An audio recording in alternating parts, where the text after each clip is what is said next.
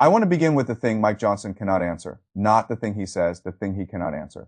Why does every Republican failure now have to be translated into a culture war emergency before Maga can explain it to itself?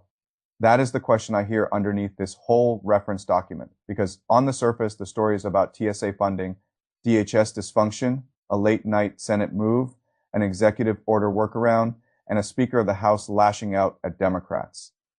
But underneath that, what the source is really describing is the collapse of message discipline. The old MAGA script no longer fits the problem in front of them. So Johnson keeps forcing it anyway, and the more he forces it, the more obvious the mismatch becomes. Fay file site Fay turn 23 file 0 Fay. That is why his press conference lands the way it does. He stands there in the middle of a crisis created by a Republican trifecta and talks as though Democrats control both chambers. He says Democrats forced a 3 a.m. negotiation. He says Democrats want open borders. He says Democrats want dangerous criminals in the country. He says Democrats are playing games, but the source keeps bringing the audience back to the same practical contradiction. Republicans run the House. Republicans run the Senate. Trump is the Republican president.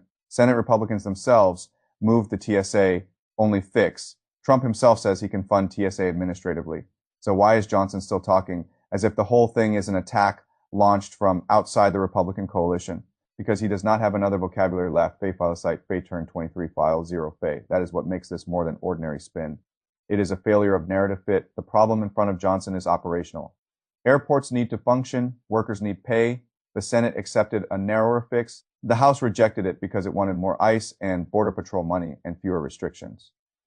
Trump then oscillated between executive workaround and attacking the Senate bill. Those are concrete contradictions. They require concrete explanation. But the MAGA message machine cannot metabolize concrete contradiction very well. It only knows how to turn every conflict into a larger story about invasion, enemies, cultural collapse, and existential threat. So Johnson reaches for the only script he has, even though it no longer corresponds to the actual mechanics of the crisis. Fay file site Fay turn 23 file 0 Fay. That is why the transcript feels so exasperated. It is not just saying Johnson is lying. It is saying he is trapped inside a message architecture that cannot simply admit the truth. The truth would sound something like this. We had a practical off-ramp. Some Republicans took it. Other Republicans rejected it because they wanted a bigger immigration fight. And now our own chambers are out of sync. But that truth is politically poisonous inside the MAGA information ecosystem because it is too procedural, too internal, too unheroic. It does not produce outrage against an enemy. It produces recognition of dysfunction inside the camp itself. So instead, Johnson tries to convert the failure back into the familiar emotional currency of MAGA politics: fear, border panic, democratic malice, procedural victimhood.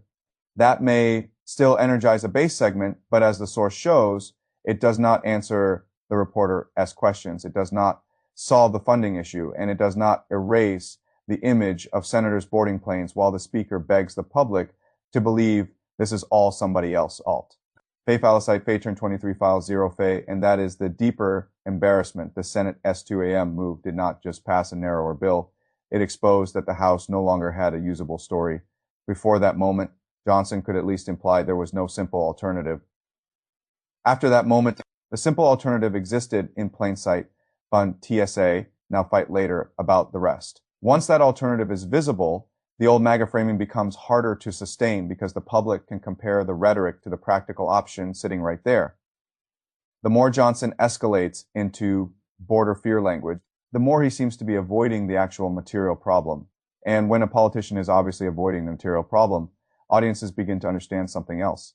The emotional language may be intense, but the governing capacity underneath it is weak. Fay file site Fay turn 23 file 0 Fay, that is a serious political development because movements that rely heavily on culture, war saturation need the message machine to remain superior to the facts on the ground. The message has to arrive first, explain first, and leave the listener feeling that everything still fits the moral universe of the movement. But here the facts are stubborn. Trump could act and then did. Senate Republicans took the TSA only route.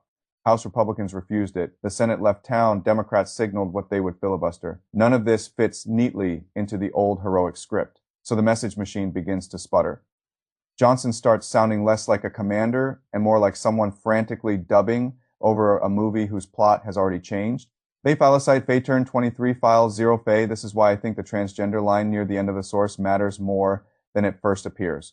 The transcript notes that Trump drifts toward filibuster talk and anti-trans rhetoric when confronted with the practical problem. That is not random. It is diagnostic. It shows the gravitational pull of the Maga communication system. Whenever governance gets too technical, too contradictory, too embarrassing, the system wants to drag the conversation back into a symbolic fight. It already knows how to win emotionally. That is how the machine protects itself. It cannot explain why TSA was not funded sooner. So it talks about the radical left and genital mutilation. It cannot explain why the Senate and House are out of sync. So it talks about open borders and criminals. It cannot explain why the president waited until now. So it demands an even more expansive ideological confrontation. Fei phalicite Fei turn 23 file 0 Fei, but that strategy carries a price. Every time you replace material governance with symbolic warfare, the distance between what people experience and what leaders are saying gets wider. Travelers experience long lines. Workers experience missing pay. Congressional watchers experience visible Republican infighting. And then leaders start screaming about existential border threats. At first, that may still work on some audiences over time. However, it produces fatigue, cynicism, and the suspicion that the movement is no longer capable of speaking normally about ordinary administration. That suspicion is politically corrosive because it turns every future crisis into a test of whether the message machine can still hide the governing vacuum beneath it. The source document is showing us one of those tests, and Johnson does not pass it. He sounds like he is still inside campaign mode while the institutions around him are demanding a basic managerial answer. Fei phalicite Fei turn 23 file 0 Fei. This is also why the executive order angle is so destabilizing to the MAGA story. If Trump could use funds already appropriated to DHS, then the earlier crisis was at least partially avoidable. That means the hard emotional language used over the past weeks begins to look even more performative. The public was being told this was an existential confrontation while a practical partial fix may have been available the whole time. That gap between apocalyptic rhetoric and delayed practicality is exactly the kind of thing that cracks message discipline from the inside. Once people notice it, they start asking a question every political communication system fears. Are you actually solving the problem, or are you using the problem to keep the emotional machine running? Fei phalicite Fei turn 23 file 0 Fei, and the source. S answer is clear. The emotional machine comes first. That is why TSA could be a hostage. That is why the Senate S narrower fix feels like a betrayal to House hardliners. That is why Mike Johnson has to keep translating concrete dysfunction back into a fantasy where Democrats somehow forced the majority into failure. That is why Trump, when cornered, can pivot so easily from the filibuster to transgender bullying, because the machine is built to metabolize enemies, not administrative responsibility. And that may be the deepest point in the entire document. A party can survive disagreement. A party can survive ugly votes. What it struggles to survive is the moment when its own preferred language no longer matches the world well enough to hide the breakdown. That is where Johnson seems to be standing in this transcript.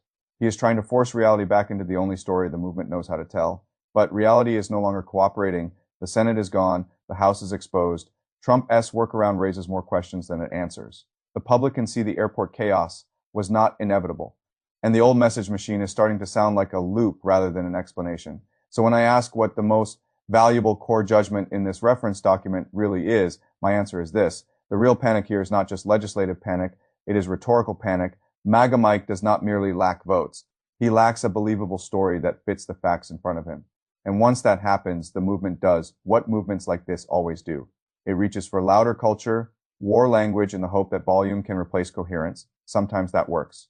This time, according to the source document, it is failing in full public view.